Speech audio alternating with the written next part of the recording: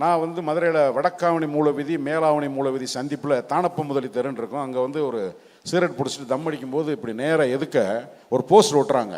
அதில் ஒரு பொண்ணு வந்து கை இப்படி ஒரு கையும் இங்கே ஒரு கையை வச்சுட்டு நிற்கிது. ஒருத்தர் பாகவதர் கிராப் வச்சுட்டு இப்படி நிற்கிறார். ஃபுல்லாக ஒட்டி முடிச்சதுக்கப்புறம் தான் அந்த இது கிழக்கே போய் ரயில். புருஷன் தன்னை ரசிக்கிறான், ரசிக்காதவன் ரசிக்கிறான்னு ஒரு சின்ன மைல்டு ரியாக்ஷனில் அதை ரிசீவ் பண்ணி ஒரு சின்னதை வைக்கப்படுவாங்க. அது நீங்கள் எப்போவாது முடிஞ்சால் படத்தை போட்டு பாருங்கள். அதெல்லாம் இன்டர்நேஷ்னல், அவங்க நேஷனல் அவார்டு எல்லாம் இருக்குது. ஒரு பெரிய விஷயமா அது. பாரதி ராஜா சார், என்னை எப்படி சார் நீங்கள் ஹீரோயினாக போட்டீங்க, தயவு செஞ்சு சொல்லுங்கள் சார், என்னை எப்படி சார் நடிக்க வச்சிங்க. இதுதான் அவங்கள பற்றி இருக்கிற.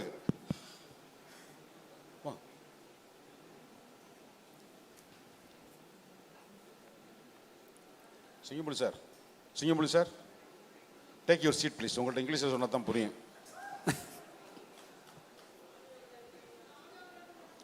ஆனால் மைக் மாற்றி இது இப்போ ஓகே. பத்திரிகை ஊடக நண்பர்கள் அனைவருக்கும் என்னுடைய மனமார்ந்த இனிய மாலை வணக்கம். ஒரு நல்ல கதை படமாகணும்னா ஒரு நல்ல ஹீரோ வேணும். ஒரு நல்ல ஹீரோ வேணும்னா ஒரு நல்ல ப்ரொடியூசர் வேணும். ஸோ இந்த படத்தை வந்து ரொம்ப தைரியமாக தம்பி அருள்தாஸ், தம்பி முத்துக்குமார், மரியாதைக்குரிய பெரியவர் திரு சிங்கம்புலி அவர்கள் எல்லாம், பாலசரவணன் எல்லாத்தையும் வச்சு ராதி எம்எம்எஸ் சென்டராக வச்சு படம் எடுக்கிறது சினிமாவில் என்னோட ஆசை. இந்த படம் ஒரு ட்ரெண்டை கிரியேட் பண்ணணும். ஏன்னா இந்த மாதிரி படங்கள் வந்துச்சுன்னா நிச்சயமாக பின்னாடி ஒரு தலைமுறை உருவாகும்.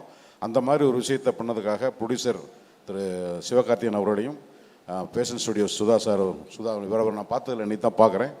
ஸோ இந்த கம்பெனி வந்து இந்த முயற்சிக்கு காலமும் சினிமாவும் துணை இருக்கணும். என்னுடைய மனமார்ந்த வாழ்த்துக்களை தெரிவிச்சுக்கிறேன்.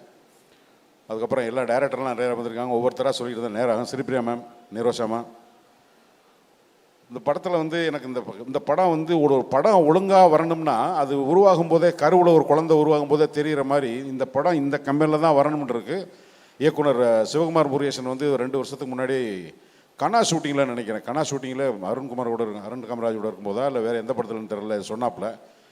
அப்போ எனக்கு அதில் ஒரு பெரிய ஆர்வம் இல்லை, என்னத்தில் போய் நடிக்க போகிறோம் அப்படின்ட்டு. அப்படியே மாறி மாறி வந்து திருப்பி சிவகார்த்திகேயன் பண்ணுறாரு, ராதிகா மேடம் பண்ண, ராதிகா மேடம்கிட்ட கதை சொன்னியாப்பா, ஓகே பண்ணாங்களா, ஓகே பண்ணிட்டாங்க.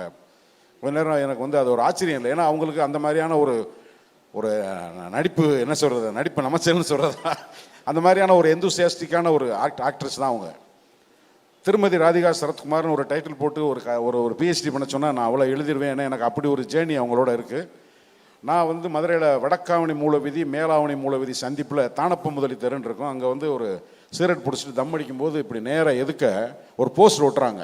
அதில் ஒரு பொண்ணு வந்து கை இப்படி ஒரு கையும் இங்கே ஒரு கையை வச்சுட்டு நிற்கிது. ஒருத்தர் பாகவதர் கிராப் வச்சுட்டு இப்படி நிற்கிறார்.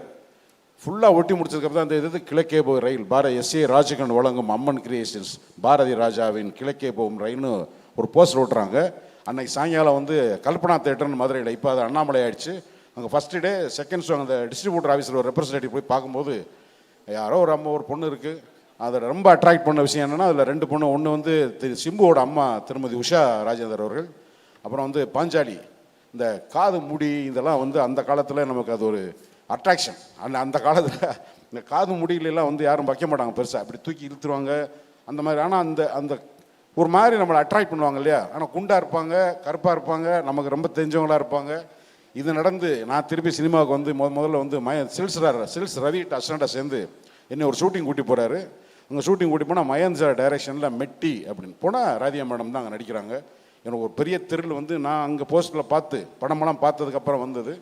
திருப்பி பாரதி ராஜா சார் கூட கிழக்கு சீமையில் ஒரு சீனில் வந்து அவங்க நடிப்பு, இந்த படம் எனக்கு அது இந்த தலைமுறைக்கு அவங்க ரீச் ஆகிருக்காங்க, அது ரைட்டு. ஆனால் எனக்கு வந்து நான் அசிஸ்டன்ட் கேமராமேனாக ரீட் பண்ணிகிட்டு இருக்கேன். நெப்போலியன் ஹஸ்பண்ட் கேரக்டர் சாப்பாடு போடணும். சாப்பாடு போட்டு இருக்கும்போதே பொண்டாட்டியை ரசிக்க தெரியாத, ரொமான்ஸே தெரியாத ஒருத்தன் புதுசாக திடீர்னு பொண்டாட்டிகிட்ட ஒரு ரொமான்ஸ் கொடுப்பான். புருஷன் தன்னை ரசிக்கிறான், ரசிக்காதவன் ரசிக்கிறான்னு ஒரு சின்ன மைல்டு ரியாக்ஷனில் அதை ரிசீவ் பண்ணி ஒரு சின்னதை வைக்கப்படுவாங்க. அது நீங்கள் எப்போவாது முடிஞ்சால் படத்தை போட்டு பாருங்கள். அதெல்லாம் இன்டர்நேஷ்னல், அவங்க நேஷனல் அவார்டு எல்லாம் இருக்குது. ஒரு பெரிய விஷயமா அது. அதை அதுங்களுக்கு கொடுக்கலைனாலும் பரவாயில்ல. அதெல்லாம் வந்து ஒரு இன்ஸ்டியூஷன் புஸ்தகத்தை பரட்டி நாளைக்கு வர்ற தலைமுறை இதை எப்படி பண்ணலான்னா மிஸ்ஸஸ் ராதிகாவோட பெர்ஃபார்மன்ஸ் வந்து ஒரு டிக்ஷனரி மாதிரி இருக்கும். அதில் ஒன்றும் சந்தேகம் கிடையாது. ஸோ அப்பேற்பட்ட ஒரு ஆர்டிஸ்ட்டை நீ பிறந்த வருஷம் எதுன்னு தெரியல தம்பி, உன் மனசில் அவங்க இருக்காங்கன்னா கிளாசிக்குங்கிறது காலம் தாண்டுனா அதுக்கு பேர் கிளாசிக். அதுதான் திருமதி ராதிகா. இவ்வளவு பாராட்டுற நம்மளை பசும்பொன் பட ஷூட்டிங் வந்து பொள்ளாச்சியில் முடிச்சுட்டு மைசூர் போகிறோம் பாரதி ராஜா சாரோட, நான் கார் ஓட்டுறேன், பின்னாடி உட்காந்துக்கிட்டேன், பாரதி ராஜா சார் என்னை எப்படி சார் நீங்கள் ஹீரோயினாக போட்டீங்க, தயவு செஞ்சு சொல்லுங்கள் சார், என்னை எப்படி சார் நடிக்க வச்சிங்க. இதுதான் அவங்கள பற்றி இருக்கிற இது மாதிரி பேசினா நிறையா பேசிகிட்டு இருக்கோம். பசி நேரத்தில் போட்டு கொள்ள விரும்பலை. இந்த படத்தில் பணியாற்றி எல்லாருக்கும் கேமராமேன் ரொம்ப வெக்கப்பட்டால் கூட அருமையாக ஒர்க் பண்ணிங்க. ஒரு ஸ்கீம் இருந்தது, ஒரு டைரக்டரோட வேலை செய்யும்போது அதை ஒவ்வொருத்தரும் பேசி பேசி வேலை செய்யலைன்னா ஒரு குழந்தைய நல்லா உருவாக்க முடியாது. ஸோ யுவர் வெரி இன்வால்மெண்ட், ரொம்ப ரொம்ப ரொம்ப இன்ஸ்பைரிங் சினிமாட்டோகிராஃபர். என்னோட மனமார்ந்த வாழ்த்துக்கள் தம்பி. எல்லோருக்கும் என்னுடைய மனமார்ந்த நன்றி, வாழ்த்துக்கள். தேங்க்யூண்ணா, தேங்க்யூ ஸோ மச். அடுத்து யாரு கொடுக்க? நீங்களே. எல்லாருக்கும் வணக்கம். சிவகுமார் முருகேசன், தாய் கிழவி.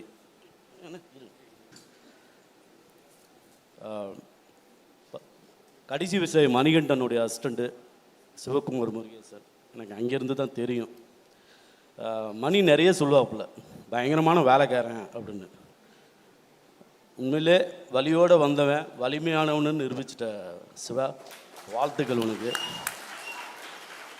இந்த படம் எங்கே ஆரம்பித்து இப்போ எங்கே நிற்கிதுங்கிறது எல்லாமே எனக்கும் தெரியும். இந்த ஸ்கிரிப்டில் அப்பப்போ எனக்கு சொல்லுவார், அது நான் கேட்டிருக்கேன். எனக்கு ஒரு ஏக்கம் இருக்கும், என்னடா நான் பிறந்த மண் சார்ந்து எனக்கு ஒரு கதாபாத்திரம் கிடைக்கலையே அப்படின்னு புலம்பியிருப்பேன். ஆனால் அது எனக்குன்னு ஒரு கதாபாத்திரம் ஒன்று கொடுத்தாரு. அதை வந்து அதோடைய அந்த கேரக்டருடைய சுவாரஸ்யமே எனக்கு ரொம்ப பிடிச்சிருந்துச்சு. ஆக இப்படிலாம் இருப்பாங்க லந்து பண்ணி நையாண்டி பண்ணிட்டு மதுரையில் நான் பார்த்துருக்கேன். அப்போ அந்த கதாபாத்திரத்தில் நம்ம ஒன்று பண்ணுவோம், சரியாக பண்ணிடணுங்கிறது சிவா என்ன சொன்னாரோ அதை நான் சொல்லிட்டேன். ரெண்டாவது, இந்த படத்தை வந்து எஸ்கே ப்ரொடக்ஷன் தான் பண்ணுறாங்கன்னு தெரிஞ்சவொன்னே அப்பயே ஆடடா சிவா சூப்பரு, கூட பேஷன் ஸ்டுடியோ சுதன் சார், அதுவும் ஓகே பயங்கரமான சக்ஸஸ் ஆக போகுது, பயங்கர கான்ஃபிடென்ட்டாக நீ என்ன நினைக்கிற எடுத்துரு அப்படின்னு. எனக்கு படப்பிடிப்பு முடிஞ்சால் கூட எனக்கு ஷார்ட் முடிஞ்சாலும் அந்த மந்தையிலே தான் உட்காந்துருப்பேன், ஏதாவது ஒரு இம்ப்ரூவைசேஷனை எங்கேயாவது போடுவான் அப்படின்னு. அப்போ வந்து நான் அப்பப்போ வந்து கேட்பேன், ஏதாவது பண்ணலாமா, ஏதாவது தோணுதா, நான் கண் பார்வையில் இருப்பேன். ஏன்னா இப்போ ஏதாவது ஒரு அது வந்து ஒர்க் அவுட் ஆகும். சில இடங்கள்லாம் வந்து அது இப்போ பண்ணும்போது நான் அது ஓரளவு நீங்கள் படம் பாருங்கள். ரெண்டாவது வந்து மேமோட நான் ஒர்க் பண்ணுற அந்த அனுபவம் இருக்குல்ல, அவங்க பசும்பொன் கிழக்கு சிம்மையில் நிறைய படங்கள் அவங்க பண்ணியிருக்காங்க. இவங்க வந்து அந்த தங்கட்டிலாம் மாற்று அந்த ஒரு பெண் ஆளுமை இருக்குல்ல, அது எல்லா பவுனுத்தாய்ங்கிறது உலகம் ஃபுல்லாக இருக்கிற தமிழர்கள் நிறைய இடங்களில் இருக்கிறாங்க, இன்னை வரைக்கும் வாழ்ந்துக்கிட்டு இருக்காங்க, கெத்தாக தான் இருந்திருக்காங்க இப்போ வரைக்கும். ஆனால் அந்த பவுனுத்தாய் அந்த கதாபாத்திரம் வந்து இவங்க மேம் வந்து நிற்கும் போது அங்கே இருக்கிற துணை நடிகை அம்மாச்சி அவங்கள பார்த்துருப்பேன். அவங்களும் அவங்க ஒப்பிட்டு பார்க்கும்போது தோற்றம் கரெக்டாக இருக்கான்னு பார்ப்பேன். பக்காவாக இருந்தது எல்லாமே. வட்டார மொழி, ஐயோ இவங்க பேசுகிற அந்த வட்டார மொழி, எல்லா ஆக்டர்ஸுடைய வட்டார மொழி, நாங்கள் எல்லாருமே அந்த மதுரை ஸ்லாங்கில் அவ்வளோ அழகாக அதை கொண்டு வந்திருக்குது. சிவாவுக்கு பெரிய நன்றி. நான் மாறுதட்டி சொல்லுவேன், ஒரு நல்ல படத்தில் நடிச்சிருக்கேன். எழுதி வச்சுங்க, கணா கொட்டுக்காளிக்கு அப்புறம் மிகச்சிறந்த படமாக தாய் கிழவி இருக்கும். நான் மாறுதட்டி சொல்லுவேன். ஏன்னா நிச்சயமாக நிறைய விருதுகள் வாங்க போகுது. அது என்னென்ன விருதுன்னு தெரியல, எல்லாம் முருகனுக்கு தான் தெரியும். அப்பனுக்கு கொஞ்சம் நர்வஸாக இருக்குது, மற்றபடி டைம் எடுத்துக்க விரும்பலை.